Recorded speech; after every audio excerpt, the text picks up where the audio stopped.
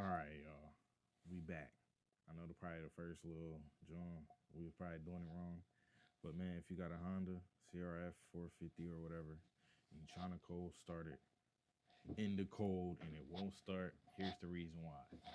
It's a little thing out of your bike. What? That yellow thing right there. That look like a flower. You pull it out, and it should start in the cold. But also, just let it do it for a couple seconds and then push it back in. We're gonna see what happens, y'all. Hopefully it works. I don't know, y'all. Can't get it to start.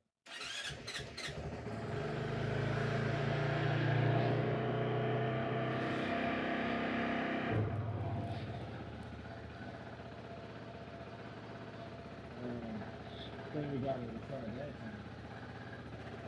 God damn, baby, you was scaring me. I didn't think you was ever gonna be coming down the line, baby. Jeez. After I thought I broke it, bro, it started, bro. God dang. I'll warm them up. I didn't think I was gonna get her started, y'all. She started though.